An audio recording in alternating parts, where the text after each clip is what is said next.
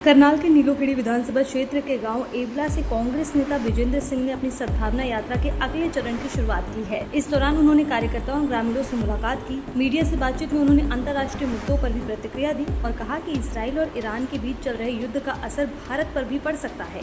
उन्होंने आरोप लगाया कि भारत की विदेश नीति पहले तटस्थ रहती थी, लेकिन अब देश खुलकर कुछ देशों के साथ खड़ा नजर आ रहा है। वहीं जब उनसे पूछा गया कि राहुल गांधी सोनीपत में एक किसान की बेटी की शादी में शामिल होने पहुंचे हैं, तो उन्होंने कहा कि उन्हें भी सुबह ही इसकी जानकारी मिली। नहीं, रिस्पांस आपके सामने एबला गांव में आए हैं और यहाँ से आज हमारा 60वीं विधानसभा नीलोखेड़ी इसका आज शुभारंभ है यहाँ से यात्रा का। और जिस प्रकार से कांग्रेस के नेतागण और कार्यकर्ता यहाँ पे आए हैं और गांव के लोग आए हैं, तो यही हमारी घुट्टी है जिसके दम पे यात्रा इतनी मजबूती से चल रही है कि जहाँ से भी यात्रा गुजरती है, चाहे गाँव हो, कस्बा हो, शहर हो, हर जगह लोग इस यात्रा को के सम्मान में आते हैं, स्वागत करने आते हैं, बात सुनने आते हैं।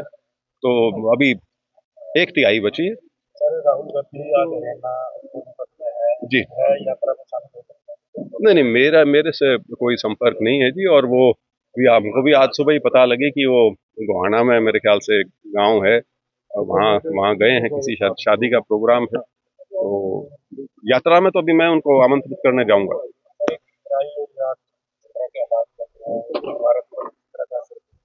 असर ही असर है जी। असर सिर्फ ये आर्थिक असर नहीं है।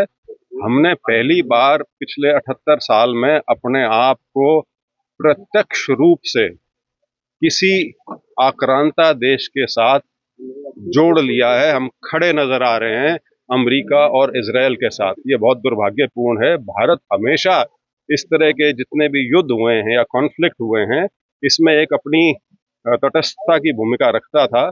लेकिन ये पहली बार ऐसा हुआ है कि इस लड़ाई के शुरू होने से एक दिन पहले हमारे प्रधानमंत्री जी इजराइल गए हुए थे। और मेरे ख्याल से पिछले 1.5-2 साल में दुनिया का कोई बड़ा नेता ऐसा नहीं है जो इजराइल जाके इजराइल के समर्थन में खड़ा हुआ हो, क्योंकि वो एक नरसंहार करने लग रहे हैं अपने देश में, गाजा पट्टी में।